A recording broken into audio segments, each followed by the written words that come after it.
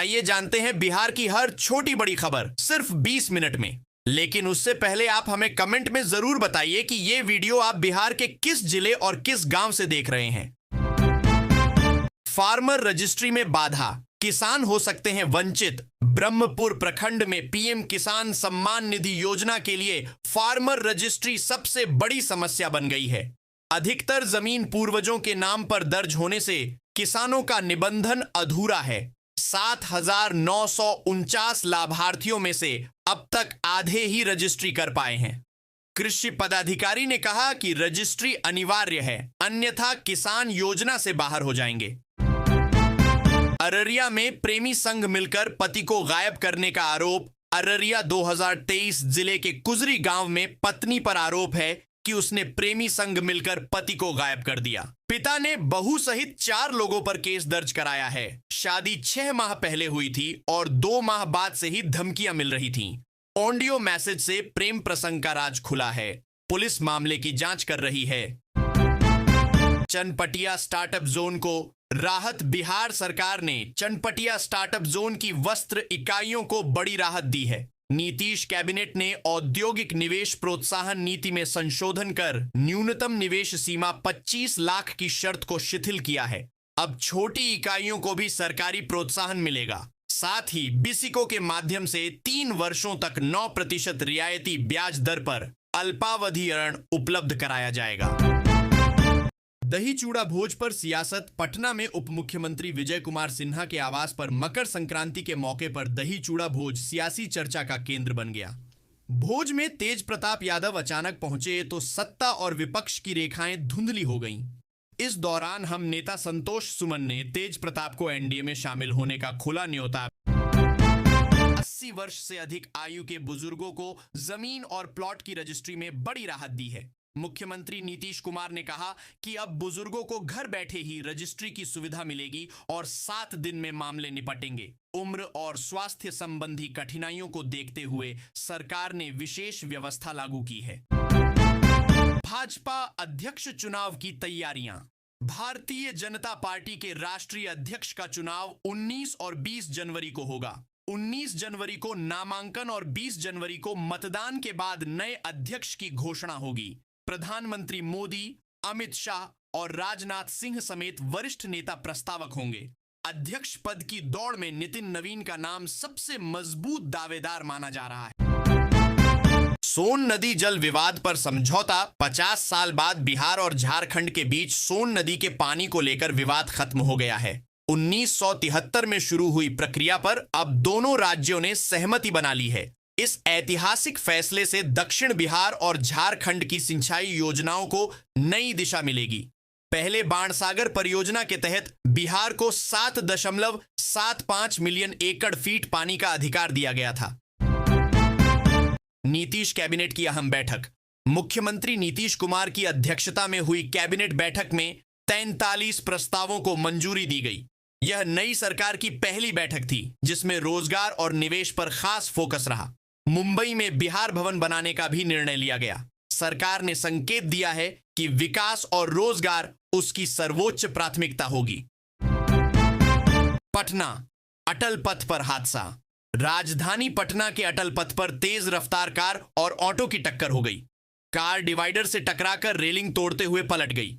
हादसे में 2 लोग घायल हुए जिन्हें निजी अस्पताल में भर्ती कराया गया है। उनकी स्थिति स्थिर बताई जा रही है। दुर्घटना के बाद कुछ देर के लिए यातायात ठप हो गया।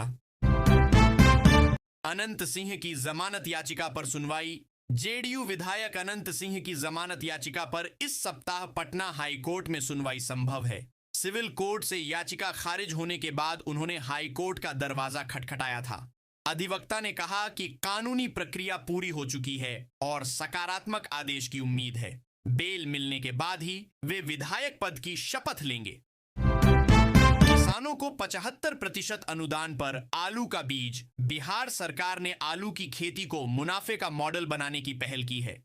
चिप्स और फ्रेंच फ्राइज में इस्तेमाल होने वाले लेडी रोसेटा आलू का बीज किसानों को 75% अनुदान पर दिया जा रहा है। न्यूनतम 0.25 से अधिकतम 5 एकड़ तक खेती की जा सकती है। आवेदन की अंतिम तिथि 15 जनवरी है और चयन पहले आओ पहले पाओ के आधार पर होगा। बिहार में ठंड और कोहरे का सितम। बिहार में ठंड और कोहरे का असर जारी है। पटना सहित दक्षिणी भागों में दिन में धूप से राहत मिली, लेकिन उत्तरी भागों के 17 जिलों में घने कोहरे और कोल्ड डे का अलर्ट जारी किया गया है। पूर्वी और पश्चिम चंपारण, सीतामढ़ी, शिवहर, मुजफ्फरपुर, दरभंगा, सुपौल, अररिया और कटिहार में ठंड का असर सबसे ज्यादा रहने की संभावना है। पटना मेट्रो ब्लू लाइन पर काम तेज। पटना मेट्रो प्रोजेक्ट की समीक्षा बैठक में एमडी संदीप कुमार पुड़कल कट्टी ने खेमनीचक और मल्लाही पकड़ी स्टेशनों को जल्द पूरा करने के निर्देश दिए। वर्तमान में आईएसबीटी से भूतनाथ तक सेवा चालू है। दोनों स्टेशनों के निर्माण अंतिम चरण में है। लालू राबड़ी आवास पर नहीं होगा दही चूड़ा भोज। मकर संक्रांति पर लालू प्रसाद यादव के आवास पर हर साल होने वाला दही चूड़ा भोज इस बार नहीं होगा। आरजेडी प्रदेश अध्यक्ष मंगनी लाल मंडल ने कहा कि भोज का आयोजन नहीं किया जाएगा।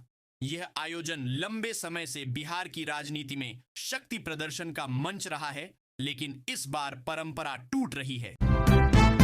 तेज प्रताप यादव की मांग। तेज प्रताप यादव मकर संक्रांति पर दही चूड़ा भोज की तैयारी में जुटे हैं। उन्होंने कई नेताओं को आमंत्रण दिया और मामा साधु यादव को भी न्योता दिया। प्रेस से बातचीत में उन्होंने राज ठाकरे के बयान की निंदा की और राजद सांसद सुरेंद्र प्रसाद यादव पर तीखा हमला बोला। तेज प्रताप ने डिप्टी सीएम सम्राट चौधरी से मांग की कि सांसद पर कार्रवाई हो और उन्हें जेल भेजा जाए। पुलिस सम्मेलन में सीएम नीतीश की नसीहत। पटना में राज्य स्तरीय पुलिस सम्मेलन का उद्घाटन करते हुए मुख्यमंत्री नीतीश कुमार ने कहा कि बिहार में कानून का राज्य है। उन्होंने पुलिस अधिकारियों को ईमानदारी और कड़ाई से अपराध नियंत्रण का निर्देश दिया। गृह मंत्री सम्राट चौधरी भी मौजूद रहे। सम्मेलन में डीजीपी से लेकर सभी जिलों के एएसपी शामिल हुए। विटामिन डी की कमी और धूप का महत्व। पटना जिले के 82% लोगों में विटामिन डी की कमी पाई गई है। विशेषज्ञों का कहना है कि सही खानपान और रोजाना 20 मिनट धूप लेने से यह कमी दूर हो सकती है। डॉक्टरों ने सलाह दी है कि दवा केवल जांच रिपोर्ट और चिकित्सकीय परामर्श पर ही लें। शहरी जीवन शैली और बंद फ्लैटों के कारण समस्या और बढ़ रही है। रितेश पांडे ने जनसुराज से दिया इस्तीफा। भोजपुरी सिंगर और नेता रितेश पांडे ने प्रशांत किशोर की जनसुराज पार्टी से इस्तीफा दे दिया। उन्होंने सोशल मीडिया पर लिखा कि किसी राजनीतिक दल का सक्रिय सदस्य रहकर काम करना बहुत मुश्किल है। करगहर सीट से चुनाव लड़ने वाले रितेश ने जनता का आभार जताते हुए कहा कि वे अब स्वतंत्र रूप से सेवा जारी रखेंगे। भागलपुर में रिसर्च का चौंकाने वाला नतीजा। भागलपुर में किए गए अध्ययन में सामने आया कि खुद को स्वस्थ मानने वाले 45% लोग बीमार निकले। एक माह तक 400 लोगों की जांच में पता चला कि फास्ट फूड, व्यायाम की कमी और जीवन शैली में बदलाव से गंभीर बीमारियां बढ़ रही हैं। विशेषज्ञों ने इसे चिंता का विषय बताया है।